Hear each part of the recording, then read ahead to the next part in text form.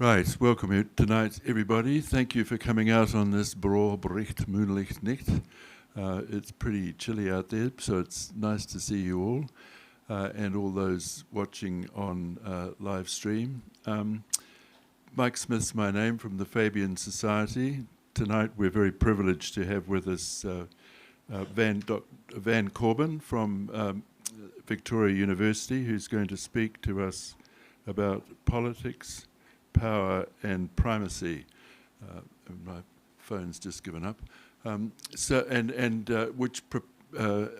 Which looks like it's going to be a really interesting talk, because we're about 2 months away, less than perhaps, from an American election in the uni-party state.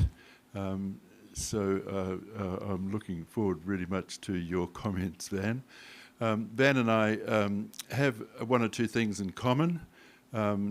We are both graduates of the Catholic University of America. When I was there as a Catholic priest in the 1960s, and Van somewhat later doing a PhD. He was also served in the United States Air Force, and in the late 1960s I was an honorary chaplain to the United States Air Force when they were flying RC-135s out of Mildenhall Air Base in Suffolk, which carried the nuclear trigger, so that if the Russians had the temerity to bomb the hills of Nebraska, where the Strategic Air Command headquarters were, the RC-135s would blow Russia to bits. And I remember well one night saying midnight mass, and the Boeing taking off over the top of the chapel blew out Silent Night out of the water. So we both have a little bit in common in terms of our background. Anyway, enough from me. Van, thank you very much for coming, and we look forward to very much for your talk tonight, so please give him a good round of applause.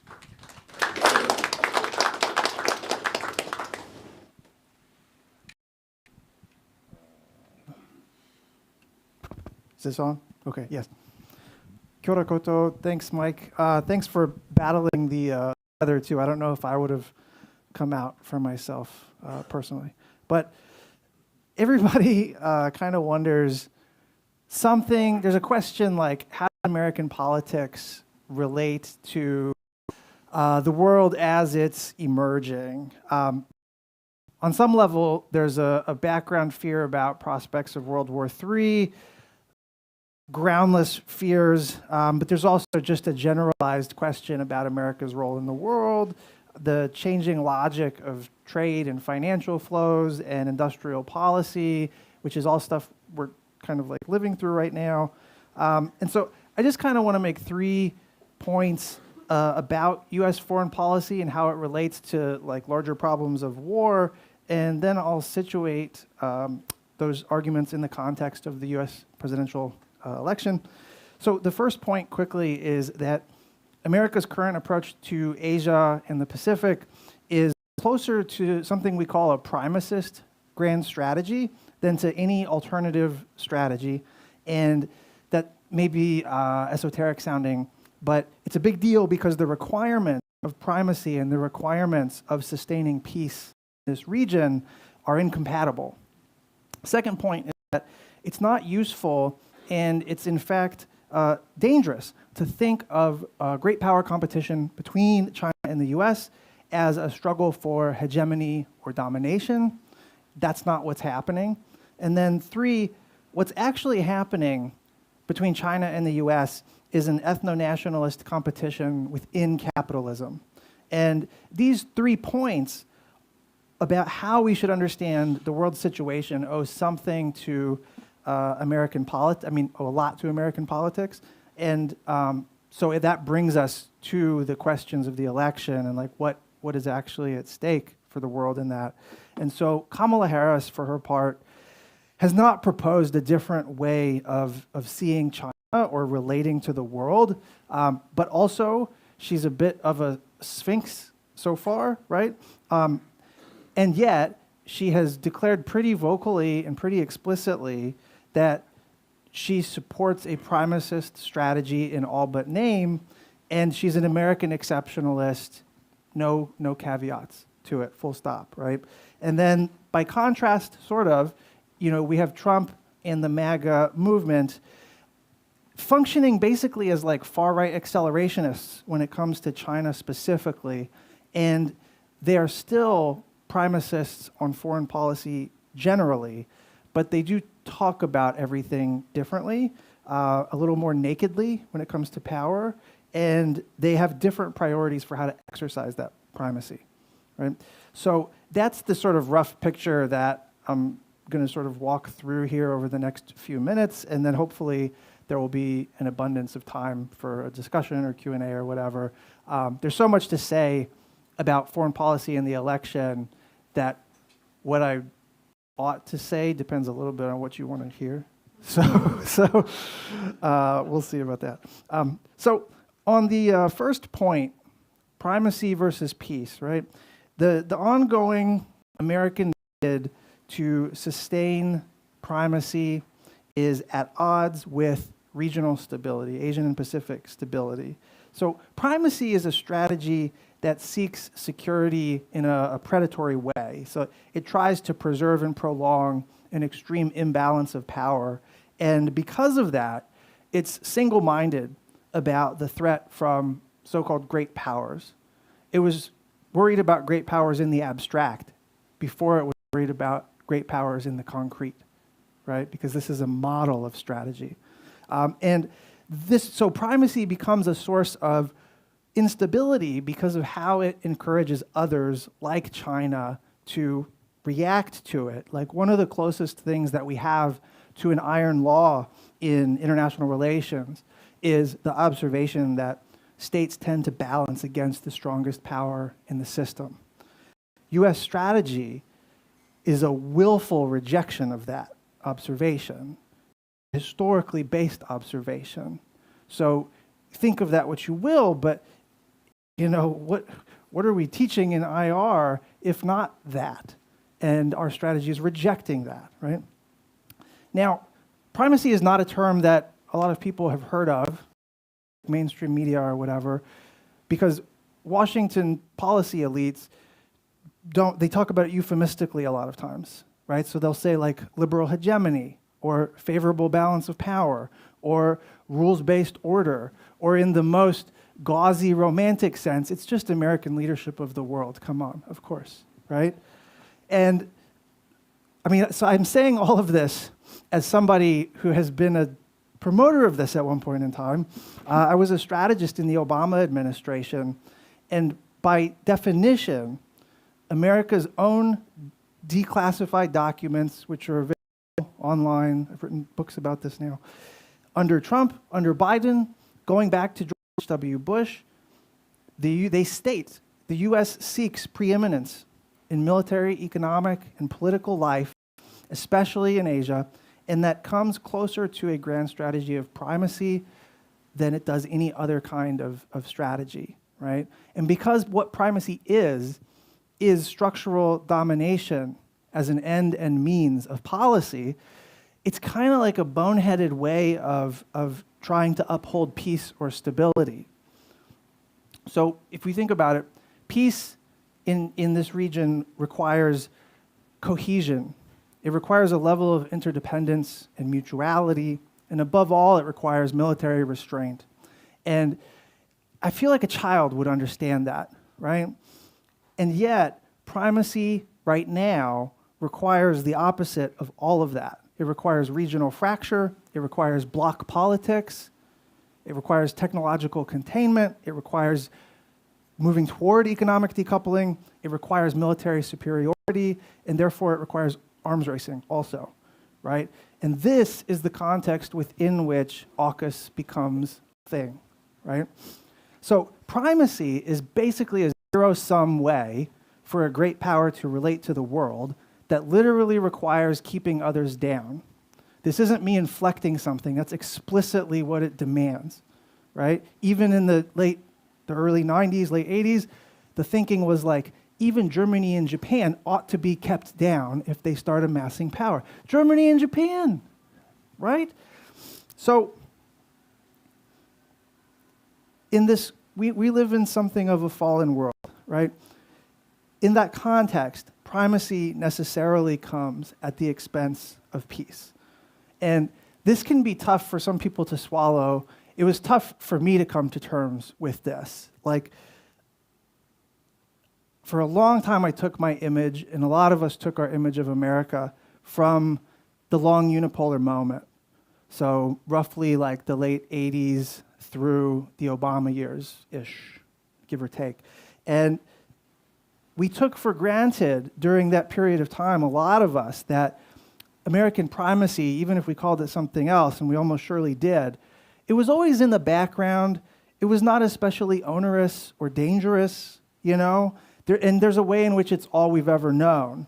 So we have naturalized living with an extreme imbalance of power in the world that history tells us cannot last forever. And we have to come to grips with that as a starting point, right? But so, at the risk of stating the obvious, whether a strategy, any strategy, is good, it depends on the context, right?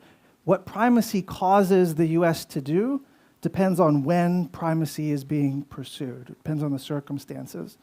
And at the end of the Cold War, the circumstances were that we inherited this extremely lopsided imbalance of power. Primacy in that context was the default, and it said, look, we'll just preserve our lead. We inherited this, and then we'll build a world order around it, right? And so, again, in that context, primacy was not especially costly for the United States. It was not especially risky at the level of global stability. And that was because America didn't have anyone who was capable of challenging it, you know? But times change, technology changes, distributions of power shift, political economy shifted. I'll talk about that in a minute. And Asia has radically changed since the 80s. Like, I mean, so much so that Washington doesn't even call it Asia anymore. They call it Indo-Pacific now, you know? Rebrand the whole region. So what I'm saying is that it was easy to believe that primacy, or whatever else you might have called it, was a global public good when Uncle Sugar had all the power in the world and there were not even imagined alternatives for how else to live, right? That is just not the world we live in now. And so with the exception of Australia and a few right-wing governments, every single smaller power in Asia and the Pacific is actively trying to avoid a new Cold War, actively trying to avoid this thing we call great power competition as much as possible. They're resisting rivalry and bloc politics in different ways, and maybe that's something we can discuss, because New Zealand is very much part of this and or drifting away from it, you know? But the point is just that a power imbalance favoring America matters because there's a way in which America's insistence on primacy is now everybody's problem. Not only because it worsens the many problems that America sees when it looks at China, but also because it narrows the space of possibility for smaller nations to look after their own interests. And that is destabilizing. So America's doing primacy. Primacy is antithetical to peace. That's point one. The second point is it's wrong to think of Sino-US rivalry as a struggle for hegemony or domination. The US is approaching rivalry precisely that way. It's approaching rivalry as if it's a struggle for domination. But it shouldn't be. It's far from clear that China seeks the kind of domination that America feels. And China lacks the power to dominate in that way, even if it secretly does in its heart of hearts, right? So the reason policymakers in Washington think that this primacy orientation of tariffs and arms racing and containment is so essential is because they have this view that I grew up with, that America writes the rules or China writes the rules. And Obama used to say that all the time. And we all read it innocently because it was a different, we weren't in a rivalry with China yet. And so it came across as, well, yeah, of course. Do we want China to write the rules? No, so we write the rules, right? Again, American leadership. So that's problematic. That feels different now to say we write the rules or they write the rules. And this is why policy needs an analysis underneath it. It can't just be based on vibes. So China's material power comes from the privileged position that it occupies within the capitalist world system. China cannot airbrush out the United States, remove it, without undercutting its own power, because the core of this capitalist world system in many ways still remains the US. And even in relative decline, the US still has a bunch of unique advantages. It still remains you could call it the first among unequals in a very rapidly multipolarizing world. So imagining that China could take over the world or displace the US in practice, in reality, is to imagine China defying the realities of how power is actually structured in the world, how capitalist social relations are structured. Not conceivable short of actual war, right? And if you think about it, China's ability to economically coerce others, its ability to pour resources into the People's Liberation Army, its ability to finance infrastructure development in other countries, all of this is dependent on it occupying a particular position in Asian political economy and in global production networks. To some extent, it even still depends on continuing access to the US market because that's the destination for most production that happens in Asia, right? So because the world system is structured in this highly networked, even interdependent way, it's maybe true to say, but it's no less true. China's fate is Asia's fate to some degree, and Asia's fate is America's fate to some degree. And pretending otherwise is dangerous, is woolly-headed. So, maybe it's an extra conversation, but I'm not saying America does not have conflicts of interest with China, it does, but primacy makes those conflicts worse. And so you can only really entertain primacy as a gambit. You can only realistically think that that's a sensible strategy if you assume order has to be run and written by a single great power and it's either us or them. But that's just not true. That's a false frame. That's what neo-fascists like Steve Bannon, who was Trump's White House strategist, now a convicted felon, has been trying to make as a self-fulfilling prophecy. And we should be aware that that's their project, and we should try to resist their project, right? So if we're clear-eyed, we should see that, to the extent China is a problem, it's a problem that holds up a mirror to the problems in our own nations, It's also a problem within a world system that still favors America. And so China is not a free-floating bad guy who stands outside world order threatening civilization as we know it, China is embedded in global order with us, and there's very good research showing that its ruling regime, the CPC, the CCP, whatever you want to call it, is satisfied with most aspects of the world as it's currently structured. So this could be a tangent, and I don't want to blow people's minds, but there are signs that both China and the US are in relative decline. Both, not just one, right? And we don't have a convenient narrative for that alternative future. But whatever that is, it sure as hell is not American hegemony or Chinese hegemony. It's very clearly door number 3, whatever that is, and that very well might involve us here, in New Zealand. So I should say too, if Sino-US rivalry were an issue of global domination, and it really is one or the other, in that worst case, this is the frame that policymakers want us to accept. It's they write the rules or we do. If that's really what it's about, the only sane response would be to denaturalize that, to take it apart, to challenge the premise, because a story about great powers battling for domination is a story that cannot possibly end well for most of us. And so why should we accept that, right?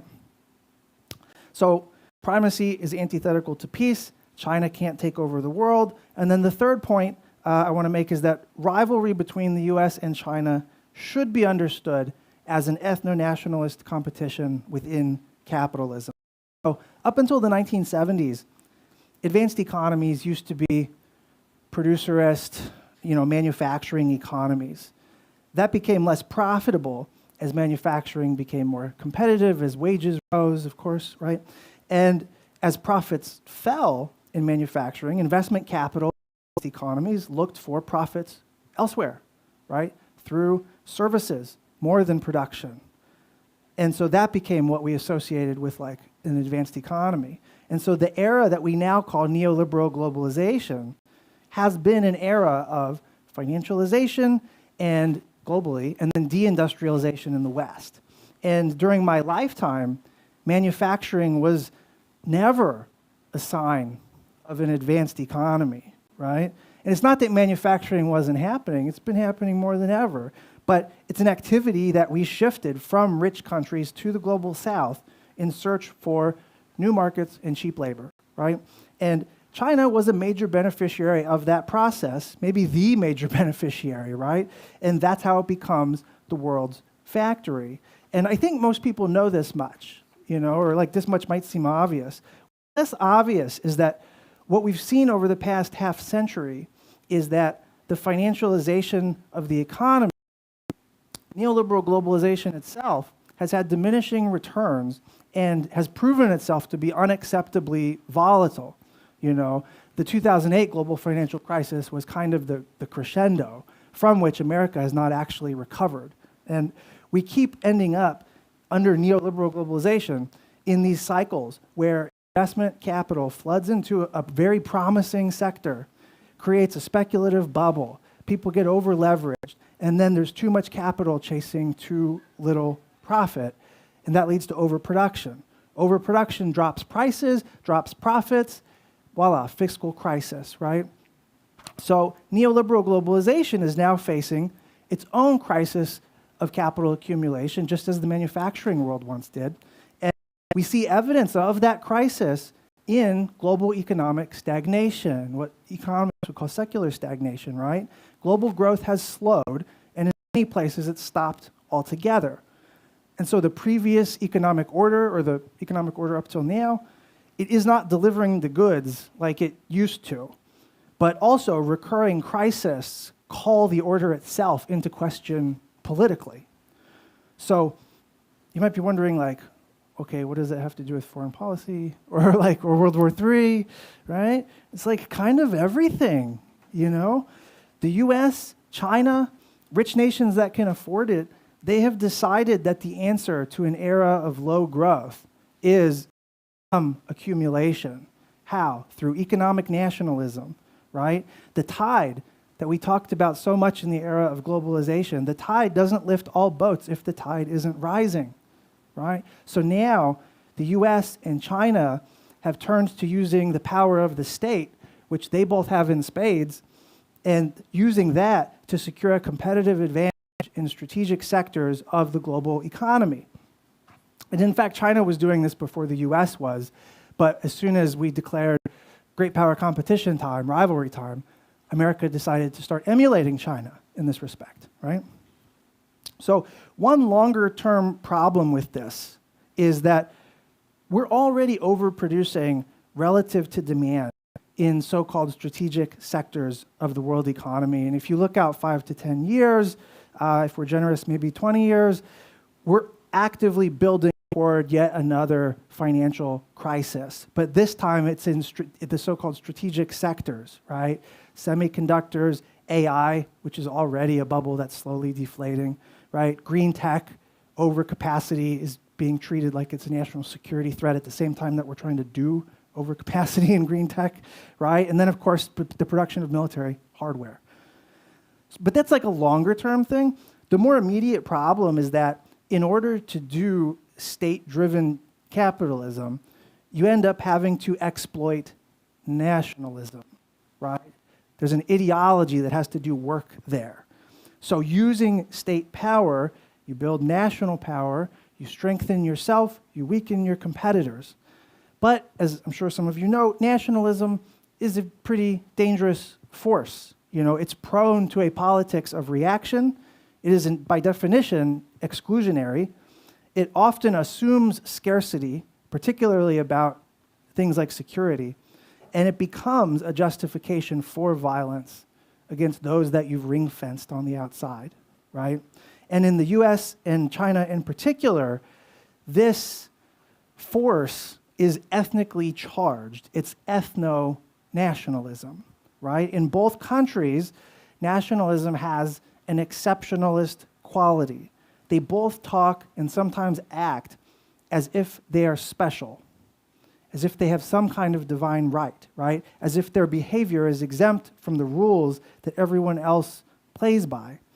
And when powerful do that, it leaves the rest of us in a world where the great powers are competing they can for a greater share of global growth, while that same growth is declining in relative terms, and that relative decline of growth intensifies what starts to look like an inter-imperial competition in a classical sense, right? So great power exceptionalism of this kind is nothing new, but it could coexist in a high-growth world. It wasn't a source of World War III in a high-growth world. We're not in a high-growth world anymore, right? So what we're left with is militarism and economic nationalism, and who benefits from that? Not lovers of democracy, not lovers of peace, and not workers.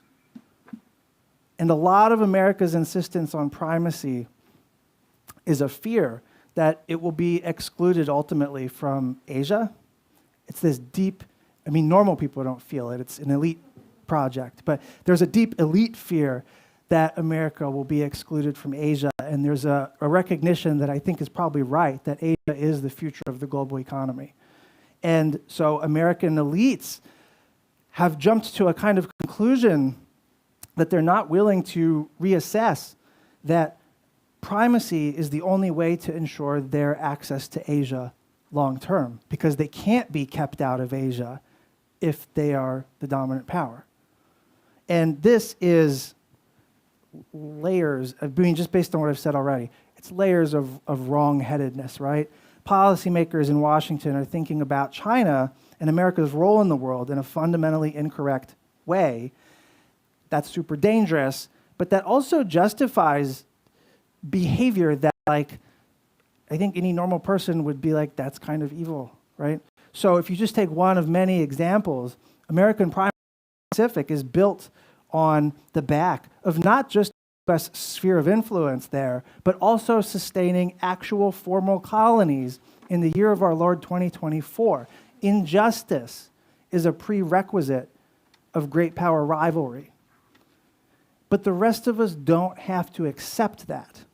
We should be able to see clearly that what's happening is an elite-driven, ethno-nationalist competition within capitalism that does not serve the interests of workers, and most of us are workers, right? Primacy makes it all worse. No great power, no matter what flag they fly, is going to save us. And to get at the root of the problem, it's going to take not bombs and bullets, it's going to take changing how the great powers relate to each other and fixing some of the pathologies within our global economic order. There's more to be said about that. But the reason all this matters in the context of the 2024 presidential election is both that US politics has fueled this monster of a situation, damn it, but it also is constrained by it in ways that are not good. So Kamala Harris does not bring a lot of foreign policy experience to the table. In 2019, 2020, she ran for president as a progressive, but it's worth saying that that was a very popular thing to do in 2019 and 2020. And she ran as a mainstream progressive that was trying to look tough on security and appeal to Wall Street's interests. So you take that as you will, but she has always kind of been known as a path of least resistance politician. She's not known for taking big risks. She doesn't challenge the prevailing conventional wisdom, whatever that may be. And so to a large extent, we should expect that she'll take her cues on foreign policy from her cadre, her staff, and from the Democratic Party. Like, there's a saying that's a saying because it's true, which is that personnel is policy. That's never not true in America, but I think it's going to be doubly true if she wins in 2024 in the next couple months. So, 99% of her foreign policy staff are all from the Biden administration. The Biden administration's cadre on foreign policy explicitly believes in American exceptionalism and a strategy of primacy. They are its lead promoters, right?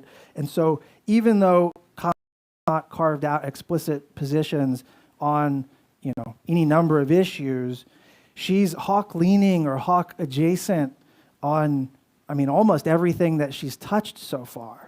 There's an exception on tech that we could talk about. But she talks rhetorically about Gaza better than Biden ever has. But she has explicitly said she's going to keep flowing arms to Israel, basically. Call for a ceasefire, but don't do anything to make a ceasefire happen, right? She's explicitly endorsed military superiority, most lethal military in the world. She promises, right? Very progressive. So the $1 trillion defense is going to continue. She supports Bidenomics, which, that's part of, how could she not in the context of being the vice president? But Bidenomics is economic nationalism as part of a strategy to rebuild the American middle class on the back of rivalry with China, which we can talk about this, but that's not going to succeed for a number of reasons. It's full of contradictions. In her entire foreign policy universe of people, dozens of people, over 100 people, right? There's only 2 or 3 that I know of that a normal person would be like, yeah, they're kind of progressive. Everyone else is this technocratic, primacist cadre. They come out of Ivy League Finnish schools. It's a ruling class kind of politics, Interestingly, though, Tim Walz, her vice president, is a smart guy, a thoughtful guy. He's got some experience on foreign policy, and it's a track record that looks good. He has a more relational view of China in particular. He has a track record of opposing this whole Cold War situation that we've gotten ourselves into with China. So, I don't know, the best hopes for stability in a Kamala presidency, it depends a bit on whether she makes unconventional staff picks, which seems unlikely, although she did pick Tim Walz, so I don't know. And it depends to some extent on how much influence or power her vice president gets to have, because traditionally that's a pretty ceremonial position, but Dick Cheney did some things to renovate that. And there's also a generational thing that's happening, a generational shift in Washington and in the policy, social milieu. The next generation of young Gen Z and millennial staff, no power right now. It's the boomer and Gen X cadre that's running everything, but it's the younger generation. There's been polls, like, they're uniformly opposed to war, to things that look like genocide. They have a moral sensibility that aligns with a better kind of strategic sensibility. They want a more fair world. They're less exceptionalist, and so that generation could get co-opted as it comes to power. But right now, they have very different views. I'm in touch with a bunch of them. They think differently than their bosses, and their existential challenge is how to navigate that, How do you be part of a ruling class, have very little power yourself, and think differently than those who do have power? That's a tough challenge. So I empathize. I'm trying to create space for them in a weird way. But that's happening, and some of those kids, literally, will end up staffing a Kamala presidency. Will that matter? I don't know, right? But these are just factors that might make a difference. And so, I don't know. I've not been super optimistic about where the Democratic Party or Kamala would be going with foreign policy. And I don't want to lie to you. But as in flux and unpromising as like Democrats thinking about foreign policy might be, the right-wing Trumpist version of all of this is not just this slow burn crisis. It's not just a drift toward war. It's like a kind of urgent crisis. And so MAGA, the Make America Great Again movement, right? Trump, who is its leader, they have laid out all kinds of markers indicating that they're going to be much more confrontational with China, full decoupling, doubling of tariffs, outbid everything that Biden did. And Biden has been a pretty big hawk on China policy. And so the MAGA and the Trump people are going to take that to the next level, as if there even could be, like we're running out of room. MAGA has promised to outspend Biden on defense, and we're right now approaching $1 trillion defense budget. By some estimates, we're actually miscalculating that, and we're already at a $1.5 trillion annual defense budget. Normally, it's like $900 billion annual defense budget. So MAGA and Trump are going to take that to the next level. These guys have pretty insane and vocal views about nuclear arms racing. It's winnable and necessary and maybe even good, right? It's a form of art in their minds. I shit you not. And then Republicans, of course, this is not new, but Republicans see Palestinians the same way that Zionists in Israel do, which is mostly as a threat, right? And there's like a meme in Washington, like among elites, among Democrats especially, that MAGA and Trump are isolationists. That could not be farther from the truth. They are unilateralists. They are militarists. They take a clash of civilizations view of the world, which is pretty explicitly racialized, but they are not isolationist. They're not going to disappear from the world. They're going to be the world's headache, right, at best. And so you could almost understand the Democrat-Republican divide on foreign policy as it's emerging as being, this is shorthand, or oversimplification, but basically Democrats want to preserve and expand an empire that has some cosmopolitan qualities, but it's an empire all the same, right? And Republicans want the benefits of a global empire, but none of the obligations of maintenance that like logically come along with that. And what is that? I don't know, but I don't want to be there, right? And I'm not going to have a choice about it because it's going to be the world. So the MAGA movement is looking at advocating for war with Iran, war with Mexico, which they, in weird ways, view as a proxy war with China. We can talk about that. Extortion of allies, economic nationalism on steroids, and a reassertion of the Monroe Doctrine that makes the Western Hemisphere, the whole thing, a formalized sphere of influence again. And the real alliances of this movement are white, culturally Christian, or right-wing countries like Russia and Hungary. It's not an accident that these are the countries, the only foreign countries that Trump publicly promoted in his one debate with Kamala, right? So if MAGA gets its way, they're going to reimpose a new global color line like once existed in the world. They're going to become the vanguard of a global far right in a way that America can't quite be when the Democrats are in power, right? And Trump himself makes all this a little less predictable, but his unpredictability is located within these preferences. And so Republicans, presumably, would not go to war with like Mexico and Iran and China all at the same time, one would hope. But those options are on the table. They've planted those seeds to reap them at some point. And Trump is happy to stoke Sino-US rivalry and to push America to end up in a war with China. But chances are, I mean, he's mercurial, but he's not going to directly, proactively launch such a war. You know, he proved tepid even with the whole North Korea crisis in 2017, as much as he talked a big game. So, you know, thinking about Democrats and Republicans, you know, the commonality is that America's policy elites are committed to primacy. They're fairly locked into relating to the world in a highly predatory, militarized way. And regardless of whether it's a Democrat or Republican presidency, the foreign policy cadre are committed to stabilizing the existing economic order as part of doing economic nationalism. It's that one party is more of like an immediate kind of threat than the other, you know, so pick your poison. I'll stop there and we can have a nice discussion. Thank you. Right, well, thank you very much for that, Van. It's great to get an analysis as robust as that we have to read in our papers and so on. So, yes, who would like to ask a question, make a statement? Can someone take this around?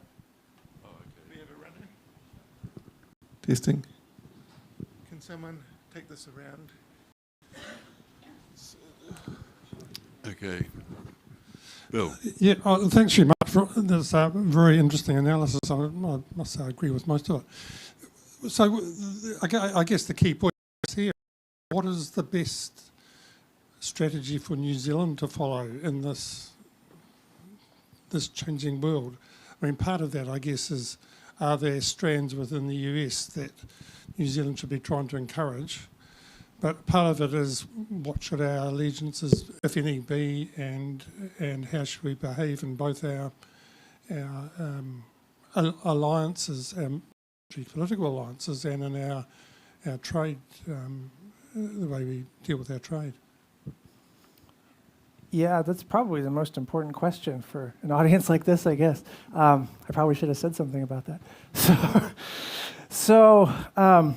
I mentioned how like smaller powers in Asia and the Pacific, of which I suppose New Zealand is one, I always like exempt the country where I'm at for some reason when I'm doing analysis. But they're all doing some version that they like to call friend to all, enemy to none. Sometimes they refer to it as like a hedging strategy or a strategic non-alignment strategy. Like there are different ways of thinking about it. There are different ways of expressing it.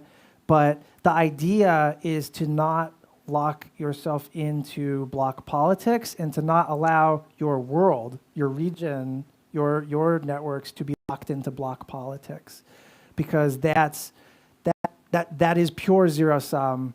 The potential for what the future could be gets sliced in half at best. You know, it creates darker futures, and mostly, you know, from just an egoistic perspective, any small trading nation wants stability.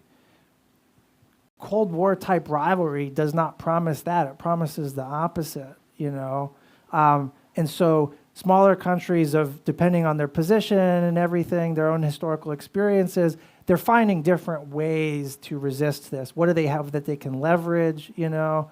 Like Indonesia has nickel, in a very material sense, not just symbolically or whatever. Like they have nickel reserves that happen to be extremely important for this overinvestment in green tech stuff, right? So that becomes strategically valuable, and that gives them a kind of freedom of action to not be locked into China or the US, and they can use that positionality to encourage equilibrium, to encourage mutual restraint, and to say, look, you're free to come here, you're free to come here too, but your terms of coming here and coexisting with us and us having good relations cannot be at the expense of the other. And so there has to be this willingness to not play an exclusionary politics and to resist an exclusionary politics. The difficulty for New Zealand is that we have traditional ties here, both to the U.S. through Five Eyes, but then like in the larger existential sense to Australia. And Australia has kind of just on full faith, on all in, on American primacy. They self-identify as a sub-imperial power, and China very much views them as that way, and that's extremely problematic. Australia has in effect brought out the worst angels of America, or what the opposite of the better angels. I don't know. So that's not great. There is, America is not a monolith, and even just this Democrat-Republican split, there's other things going on in other constituencies that are worth relating to. So within the foreign policy community, the nonpartisan foreign policy community, there's a cadre of people who are known as like restrainers, and their vision of foreign policy is one that is less militarized. So they're trying to work to constrain American militarism from their position in the metropole. And they're foreign policy experts, they exist in that world, but they identify as it's like the restraint movement, restraint foreign policy. So that's one thing. And then on the Democratic Party side, there is a social democratic bloc that has started to be built as of 2018 that never used to exist. And it's under existential challenge right now from Israeli lobby money that they're going after those legislative seats. And they got 2 of them. So, and there wasn't a big social democratic contingent to begin with. But I mention this because it's that social democratic portion of the Democratic Party that actually has a different view of the world, a different view of security through justice. Peace is not a dirty word. Militarism is a bad thing, right? They're wired differently. They have different political constituents in the U.S. The grassroots of the Democratic Party are actually anti-war, but they don't have much of a voice in the leadership of the Democratic Party. They do have a voice in the social democratic contingent within the Democratic Party. So the theory for some of us has been, as that portion of the party grows, the Democratic Party itself will change and their foreign policy will change with it, right? But there's a lot, that's what's being, Israeli lobby recognizes that, challenges that, and sees it as a threat. And so they're fighting for their lives right now, but that's different. That's not the same as Democratic Party normal leadership. That's not the same as the Republicans. That's not the same as the normal think tanks that, liberal, nationalists, whatever, that you see on talking heads on TV and stuff. Just a quick question. Is that person Alexandra Ocasio-Cortez and people like her? She's one of them, yeah. She's one of them. She was the first. Yeah, okay. Sorry, it was just what I just wanted to check. Cheers, thanks.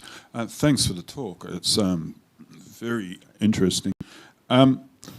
My speculation is that China's going to make a move on Taiwan before the end of this decade. So that's the trigger where the powers become kinetic. And then if AUKUS is then cemented in, that locks in probably Australia and possibly New Zealand being participants in whatever warfare might flow from there. The reason I suggest that is because at the moment China would have an immense strategic advantage with its ballistic missiles and hypersonic missiles, which would probably render the American fleet useless. There's a lot of work to station a lot of equipment, military equipment on Taiwan to try and forestall China moving, but I think it's inevitable they will. My thinking is that given that inevitability and the catastrophic outcome that flows, would it not be New Zealand's interest to be talking to the Taiwanese and the Chinese about some accommodation whereby Taiwan, similar to Hong Kong, becomes a colony formally under the Chinese government, but maintains its own legislature and ability to pass laws, etc., and do trade, etc., as a protectorate or whatever. But it would overcome the problem of China not having Taiwan as part of its empire. That, to me, is the only reasonable solution that would avoid war. And I think that is going to happen in the next 5 years, probably before that. Yeah, I mean, oh, sure. Well, human beings are terrible about prediction, especially the future. I'm botching the quote, but that was supposed to be funny, and I've totally ruined it. Basically, prediction is difficult, and none of us has a crystal ball. But the thing that's been happening across the Taiwan Strait is that the balance of forces since about 2010 have favored China, and they've favored China more and more over time. That's not to say that China has like a bigger balance than the US. It's just that Taiwan is 180 kilometers from China. We're 6,000 miles away. I mean, like, it doesn't, the geography is everything when you're analyzing the balance of power, you know? And so I say that because the fact that China has the better of balance and that it has it more so over time, not less so, right? American military planners and AUKUS lovers and everything are trying to remedy this, but they're not succeeding, and it's because of the geography. It's unwinnable in the traditional sense of thinking about the way we imagine war, although wars rarely go as we imagine them to go. And all of that matters because, I mean, nothing is inevitable. You know, China had the better of the balance for over a decade, and there wasn't much risk of war in Taiwan. Yeah, only in the context of rivalry has there become that. I think I'd like to comment as well. I absolutely agree with what Vance says, that geography is everything. And I've been to Xiamen several times over the years, including and with my wife and daughter going out in a little boat to what's now Jinmin Island, used to be Quemoy, and there was a Quemoy crisis in the 50s that everybody got very exercised about whether there'd be war. And you literally go out in a little boat, and the Taiwanese have loudspeakers on this little island right in the middle of Xiamen Harbour. It's kind of like Staten Island would be in New York, and they shout at you, and you turn around in the boat and go back to Xiamen. But the truth of the matter is the distance between Taiwan and Fujian province is not that far. The trading and the family relations between Taiwan and Fujian province are huge. So I do, my personal opinion is that the Chinese, being as long thinking and wise as they are, know full well that relationship will sort itself out without, in their case, necessarily going to war. What we might have to worry about is provocation from outside, but that's just... Yeah, Can I just follow that up?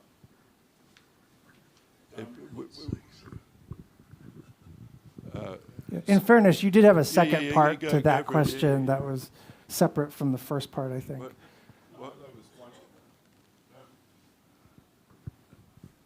The accommodation part. You invited both questions and discussions, so just picking up what you said, Mike. So sometimes being America's friend is worse than being its enemy, and in the case of Ukraine, right, it's devastating, right? So the Americans have jollied the Ukraine on. They've caused coups there prior to 2014, but formally in 2014, and then it's been a bloodbath in the eastern provinces after that, and increasingly up until 2022 when Putin and Russia were forced to act. Now, in April April of 2022, there was a deal on the table to ceasefire, and that was shot when Johnson, doing America's bidding or City of London's bidding, whomever, went across to Kiev and told Zelensky to tear it up. Now, Russia was already pulling back their armory from Kiev or being close to Kiev and all the rest of it on the basis of the deal that was done. So,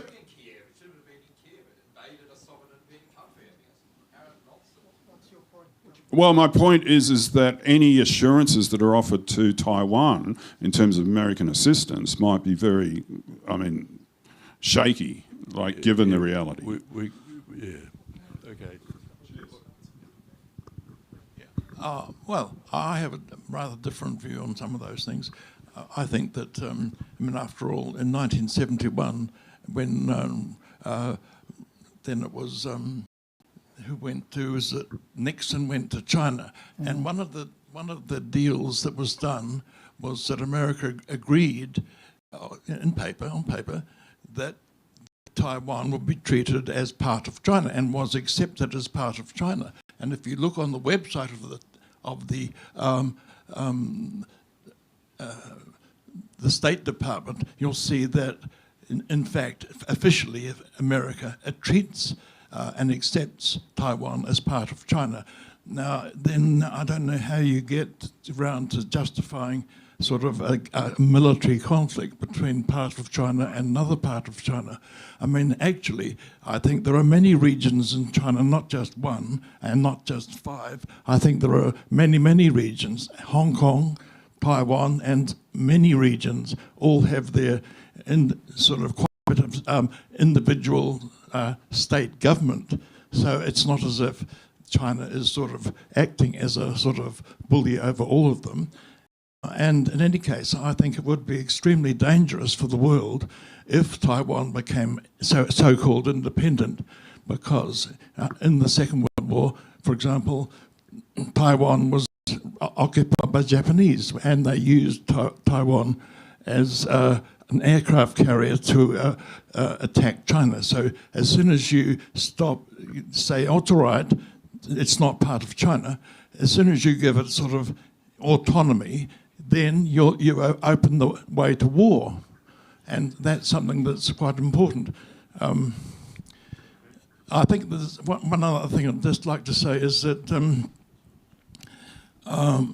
you talk about right-wing, and I think you talk about people like Trump being right-wing as if Biden isn't right-wing. Well, actually, I think Biden is probably more right-wing. They're both right-wing. And in different ways, yes. Well, they are. They're both right-wing, and they're both dangerous.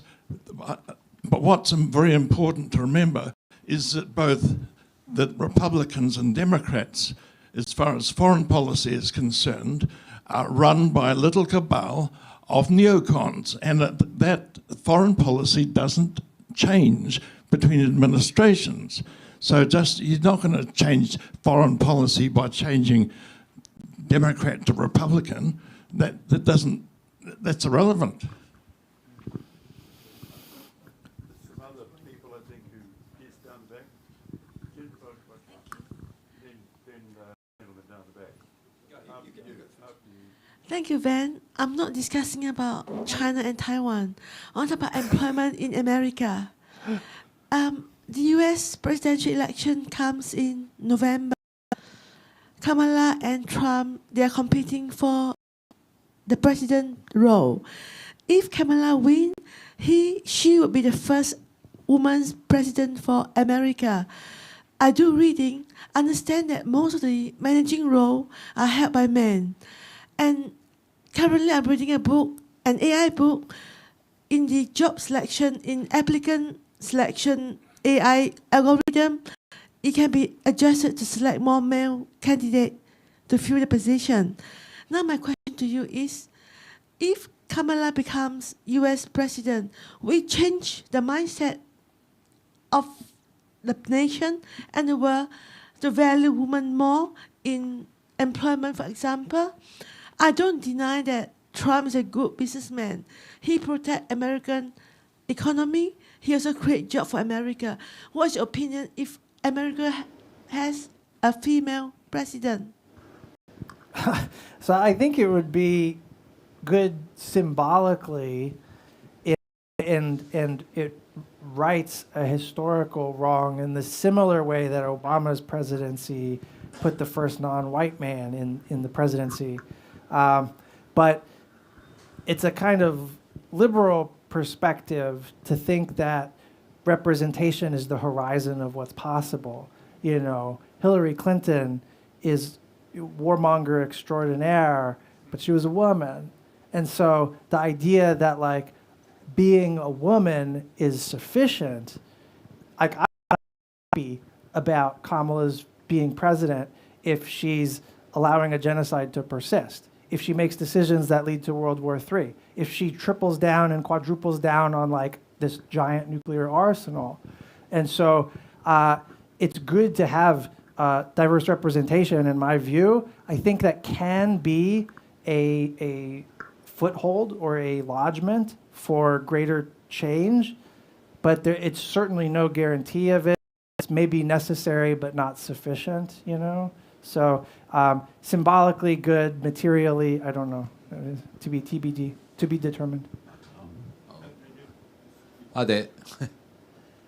Yeah. First, I would like to think that Russia's experience of invading a sovereign independent country, Ukraine, taking longer than 3 days, the forecast 3 days, would act as some deterrence to China trying similar with Taiwan. But I was going to ask Van, thanks for your talk. I mean, could it be argued that US primacy is arguably the least worst option if the biggest dog on the block would be an authoritarian non-democracy country like Russia or China? I mean, US, imperfect though it is still is at least a democracy. So isn't that? I'd be interested in your view on that. Yeah, I mean, to me that's I've heard versions of that. It's a reasonable starting point, but it's also like that's just a version of the we write the rules or they write the rules.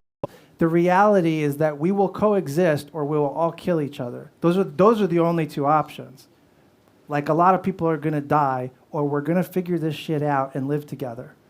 So which is it going to be? And as even small nations make their decisions, we should be thinking about the balance of those decisions. Are we pushing ourselves toward simply, like, are we resigning our fates to like, well, a bunch of people are going to die, so we're trying to optimize within that dark future?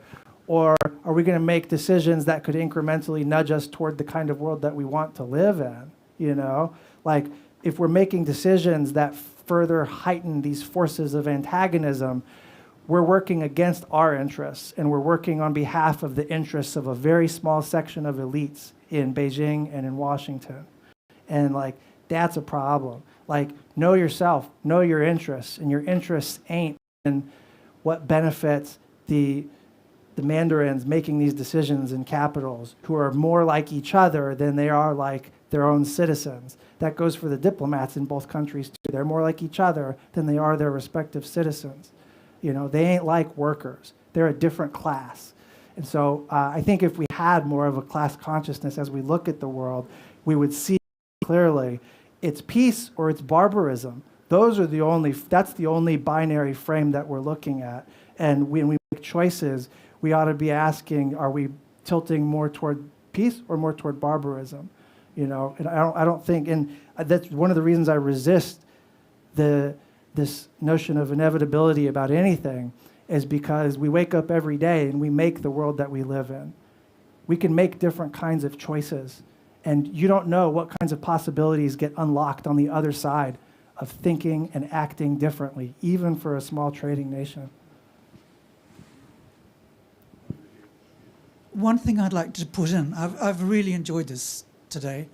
I've got American children. Well, they're married to Americans, yeah. And they're quite interesting because some of them don't vote because of the blessed so-called democracy of America and all that sort of stuff. But what's worried me, or maybe give me some hope, was your description of the next generation coming through. And I know it's in one small part, and that's Washington and all that thing. But is that group also aware and thinking of the environmental issues and the food issues that face us as a planet, and which may force us to work together? Don't know. Yeah, that's a good question. So the environment, climate politics was the initial political consciousness for a lot of these kids.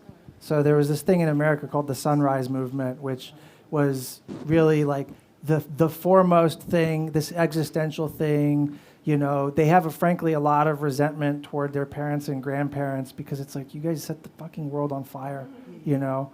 Now we have to live in it and watch it burn. We can't even afford a mortgage, et cetera. It's, you know, like, and then it all starts compounding and they get depressed and then suicide rates are high, you know, and then they don't vote. And so, anyways, that was like a larger thing, sorry. But basically, yes, climate is central, and one of the reasons why the next generation has anti-militarist instincts is because it's very clear that there's a trade-off between war and environmental preservation, not just in the sense that like the war machine produces more carbon emissions than any other form of institution in the world, which it does.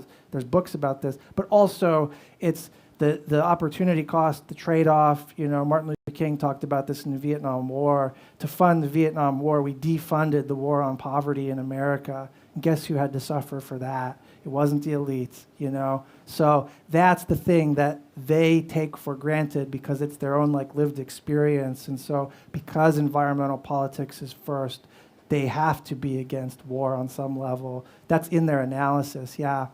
That's good. That's cheap, yeah. They just don't have power.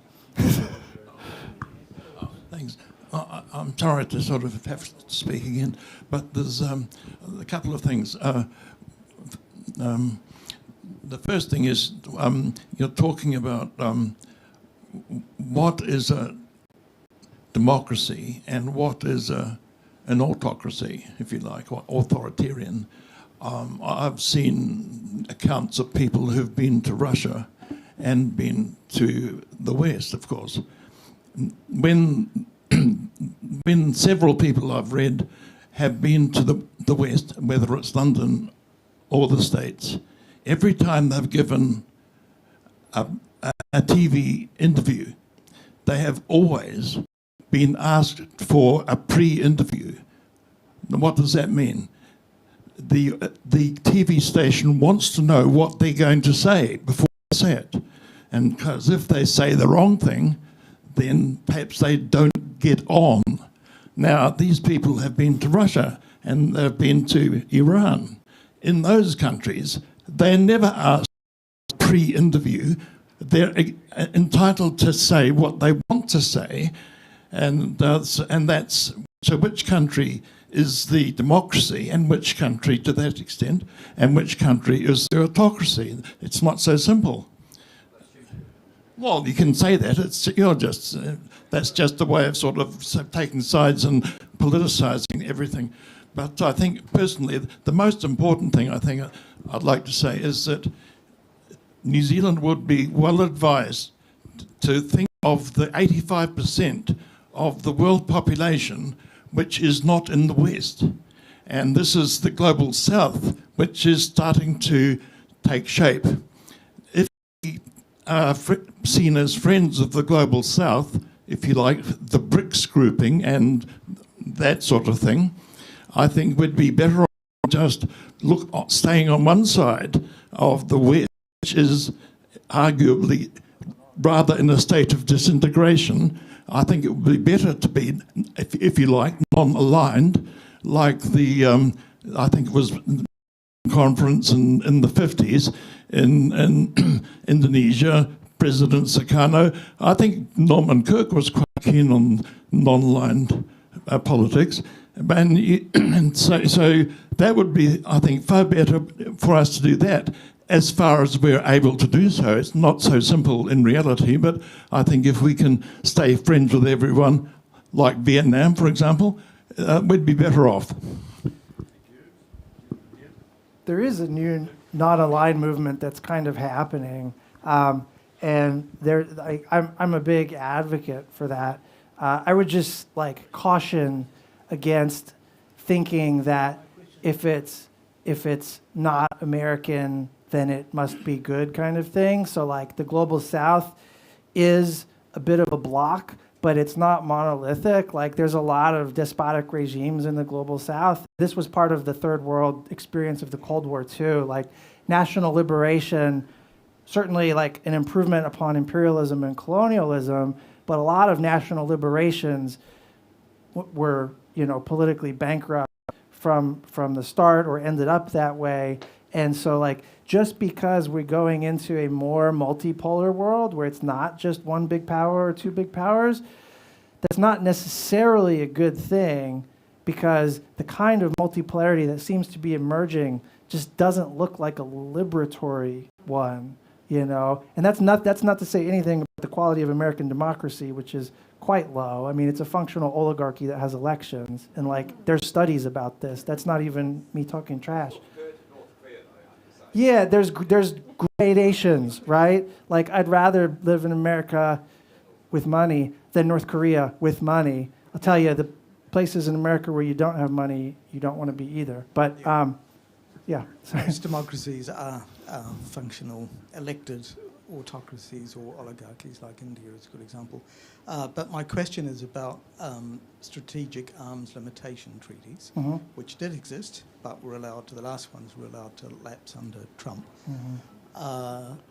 Under Harris, do you think there's any possibility, because it concerns me greatly, that we could potentially be facing another nuclear arms race if we're not already in one? Is there any prospect under Harris of renewed negotiations? I know that's probably unlikely whilst Ukraine.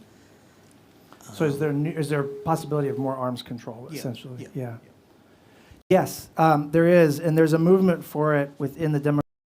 What's been missing the past few years, weirdly, is demand from friendly countries to, like the American policy elites, they go around to capitals all over the world, and they're not hearing from their counterparts like pressure to arrange arms control with China or with Russia, you know. And so if they're not feeling that pressure from their in-group, which their cosmopolitan in-group of these other world leaders and diplomats and stuff, then they're just going to be only looking at American politics where there's no incentive to do that stuff, you know. But there is interest in it. There are lots of hard questions about like how, you know, can we make ourselves go first, you know, in terms of, you know, unilateral accommodation leading to reciprocity, et cetera, et cetera. Under a strategy of primacy, you cannot do those things. The whole point is to constrain others and not yourself.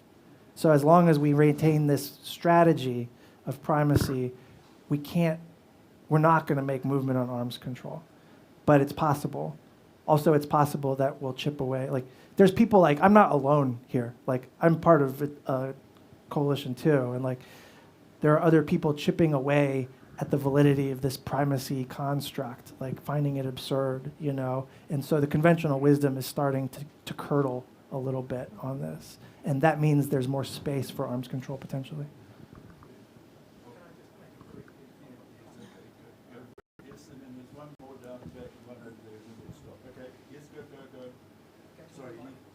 Yeah, okay, just that as just Western nuclear arsenals are aging and they need replacing. This question is imminent because it's the difference between spending trillions on a whole new generation in nuclear weapons or not. Oh, that spending for the U.S. is basically locked in, like $1.7, $1.9 trillion over 30 years. Yeah.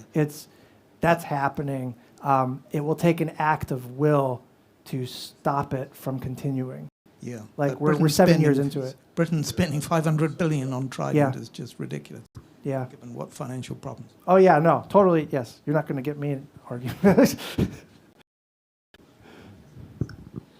Van, thank you very much for an intellectually thrilling talk.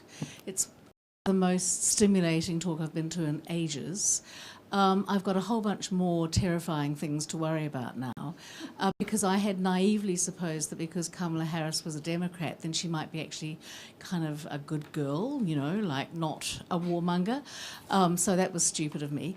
Can I just backtrack you to Trump and the notion that Trump might be inclined to fight wars on several fronts at once? You mentioned Iran, which seems plausible. You mentioned Mexico, which seemed implausible. And also you mentioned China. What was the fourth one? Was there a fourth? Mexico, Iran, China. That's enough. Those really, are the big isn't it? ones. That's yeah. Okay. Yeah. So where does that There come are from? others. Where does that information come from? Because in the garbled messages we get from Trump, say at the Republican convention and in the most recent debate, it's unclear that he's talking about any kind of saber-rattling warmongering at all, because it's incoherent. Is that from Project 2025, or is that from some other source? Yeah, so all of the above. So J.D. Vance, his vice president, has staked out clear positions on all of these things. He supports all of these things. Iran, Mexico especially. Mexico is the biggest. It's the most likely, because 10 years ago that would have been inconceivable. They linked it to China and great power competition insofar as there are actual Chinese illegal immigrants that cross through the Mexican border. And so they associate the China threat with the immigration issue, and they like conflate them. But also, fentanyl is, of course, produced in China. It makes its way to America, ironically, mostly not through Mexico, but it makes it through ports. There's like studies on this. But in the imagination, we imagine it on like mules being carried through the Mexican borderlands or whatever. That's what exists in the MAGA mind. And so that is ultimately a China problem, and it's a China problem that they really love to focus on, because fentanyl is part of the opioid epidemic that has killed so many white working class, especially men. And so there's a real material problem in the Republican Party's base that they have a scapegoat for, and they're able to tell a story that links it back to China. This is all a bunch of these are like layers of nonsense, but it's a story that they can sell, and the solution is not equality or better health care or better relations with China. The solution is to bomb the shit out of Mexico, send special forces, right? So J.D. Vance has been clear about this, Project 2025. There's also two major think tanks on the right that put out these ideas. One is the America First Policy Institute, which is just a MAGA whatever, and then the Heritage Foundation, which is like the classic one. Oh, yeah. Yes. My name's Peter Barrett. I'm a scientist, and climate scientist actually. And in the 1980s, I realised that global warming was serious, and I spent most of my life trying to persuade other people. And I've got to say that I failed. And the reason I think I've failed, and many others of my colleagues, is that there's been an increasing lack of respect, lack of trust at the highest level, that ultimately is leading to these wars. And while I spent 5 years in the States in the 60s and greatly admired Senator Fulbright in particular, it was his book, The Arrogance of Power, that I thought was particularly powerful, and that applies today. And that is the problem that a hegemon has, is the power, and going from that, they make the rules. But it's really difficult when you see such countries actually break rules that are already made. The United Nations and the treaties that were established by the United Nations over nuclear weapons. The Bush administration withdrew from the anti-ballistic missiles treaty in 2002, and almost every other such treaty has been, the United States has withdrawn from. And then there's the invasion of Iraq on the basis of false evidence. It's now known to be false. But somehow, is that okay because they're on our side? I'm very uncomfortable with that concept. So I would like to see somehow an increase in respect and freedom of information. In particular, the banning of media, particularly, and for organisations like YouTube to actually sort of deciding what you can or can't listen to. So I'm just wondering if you have any thoughts on how we can make progress on this when the United Nations, wonderful organisation, but in fact some countries were not respecting even of the Security Council. And just in terms of the Ukrainian situation, the Minsk Accords were guaranteed by the Security Council. Ukraine and Russia, France and Germany, and subsequently Ukraine, France and Germany acknowledged that they didn't intend to live by them. They didn't support them because their intent was to strengthen Ukraine, as one example. So this is why I have this dilemma. Many good things about the United States. Most of my friends are Americans. I lived there for a while, but it seems to me to have the best and the worst of everything. Yeah, we're very extra. Yeah, I mean, so the problem is, this is the American exceptionalism part of my talk, you know. It's American exceptionalism that allows us to do things like the Iraq War, or to buck the UN Security Council, or to buck world opinion or international law when we see fit. The problem is that, you know, the solution is not then to just go find succor in other great power, because in their own ways, they do the same thing. They buck international law too when it violates their interests. They redefine reality too sometimes. And that's what powerful nations do sometimes, right? And so the idea is to not just think that like one great power has to rule or the other one does. Like, that's the trap, you know? And so I don't have like an easy solution to this, but like the UN Security Council is a hindrance to the high functioning of the UN itself. And it's because it locks in this very old power political reality, you know, that doesn't reflect the world anymore, but it's a power resource for the countries that happen to be on the Security Council. So they're not going to give it up willingly, you know? So that's tough, yeah. Okay, one more and then we'll finish, okay? You just could, but brief, please, if you may, yes. Okay. Well, where I'm.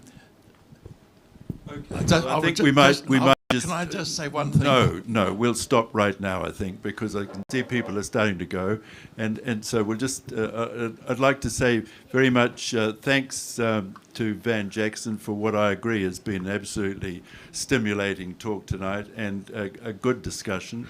I think the message I take from what you say is, yes, there's these two big elephants, we're the mouse in the middle, but we can be a mouse that roared. So for us, it's to take these issues to our own lot, our governments or other parties, and start saying this is what we want to see. And I think there are some really important things that have come up. We want to see the environment protected. We want to see some attention to our arms limitation processes.